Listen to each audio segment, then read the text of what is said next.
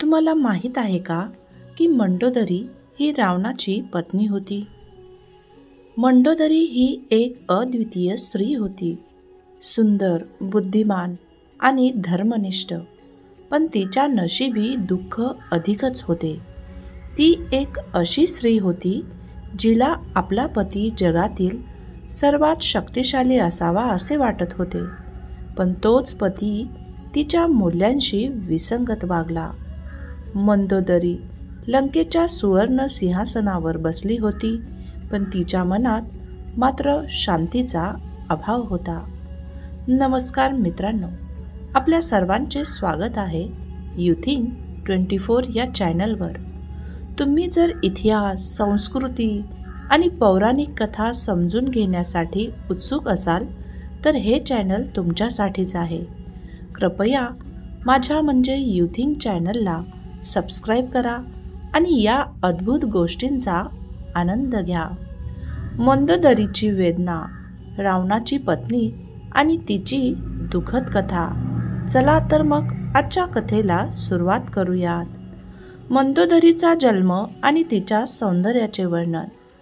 मंदोदरीचा जन्म असुर कुलातील मय दैत्याच्या घरी झाला होता.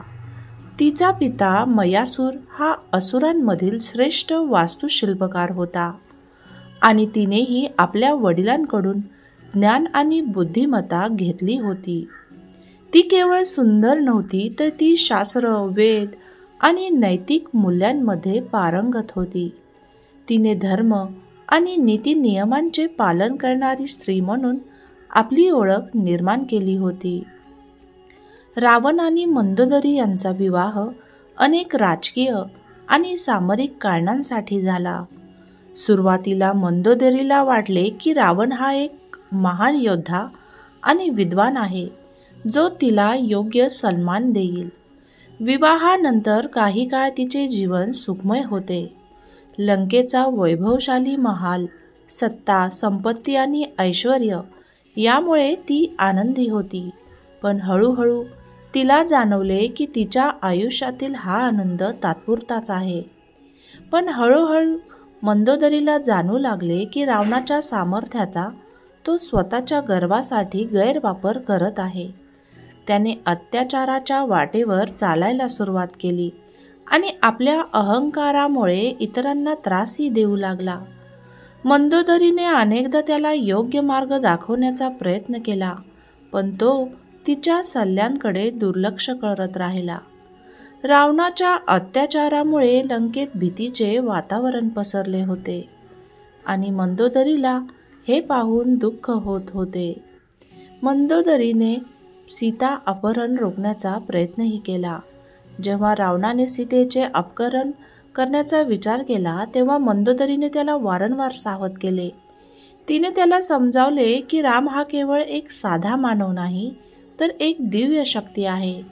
पण रावणाच्या अहंकाराने त्याला मंदोदरीचे शब्द ऐकू दिले नाहीत. तिने आर्जव करून सांगितले की एका परस्त्रीला बलपूर्वक आपल्या महालात आणणे हे अनर्थास आमंत्रण देण्यासारखे आहे.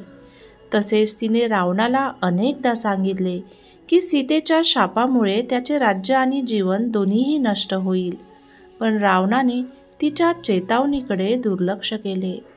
मंदोदरीचे रामाकडे विनवणी करण्याचा विचार. सीता लंकेत आल्यावर मंदोदरीने तिला मोठ्या बहिणीसारखे वागवले. तिला वाटले की रामाशी संवाद साधून तो संघर्ष टाळता येईल.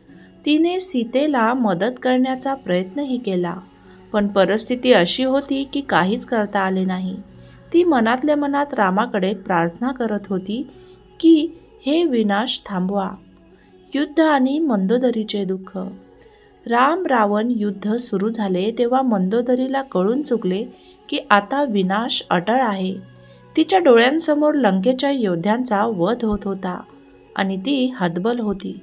तिच्या मनात फक्त एकच विचार होता की रावणाने तिचे ऐकले असते तर हे घडलेच नसते. युद्धाच्या काळात मंदोदरी सतत राजमहालात प्रार्थना करत होती, पण तिला ठाऊक होते की आता काहीही होऊ शकत नाही. रावणाचा अंत आणि मंदोदरीची वेदना. रामाने रावणाचा वध केल्यानंतर मंदोदरीचे संपूर्ण जीवन बदलले. सुवर्णलंकेची राणी आता वैधव्यांच्या छायेत उभी होती. ज्या सिंहासनावर ती बसली होती ते आता तिला निरर्थक वाटत होते. तिने आपल्या पतीसाठी प्रामाणिक प्रेम केले, पण त्याचा गर्व आणि अयोग्य निर्णय तिला एका शोकांत कथेत लोटून गेला. ती एकटेपणाने ग्रासली गेली आणि तिचे आयुष्य एका निराशेच्या गर्तेत गेले. रावणाच्या मृत्यूनंतर मंदोदरीच्या आयुष्याबद्दल फारसे सांगितले जात नाही. काही कथांमध्ये असे म्हटले जाते की तिने संयमाने आयुष्य जगले, तर काही ठिकाणी ती राजकीय डावपेचांमध्ये गुंतून राहिली असेही वर्णन आहे. पण तिचे जीवन एक उदाहरण आहे की ज्ञान आणि सौंदर्य आणि प्रतिष्ठा असूनही जर अहंकार आणि चुकीच्या निर्णयांना प्राधान्य दिले गेले तर जीवन शोकांतिकाच बनते. मंदोदरीच्या कथेतून आपण शिकू शकतो की समंजसपणा आणि योग्य निर्णय हे किती महत्त्वाचे असतात. आमचा या कथेचा उद्देश अंधश्रद्धा पसरवणे नसून इतिहासातील विविध दृष्टिकोन समजून घेणे आहे. मित्रांनो, ही कथा होती मंदोदरीची. जर ही कथा तुम्हाला आवडली असेल तर प्लीज कमेंट बॉक्समध्ये जय श्री राम लिहायला विसरू नका. आपली काळजी घ्या, सतर्क राहा, जागरूक राहा. पुन्हा भेटूया. धन्यवाद.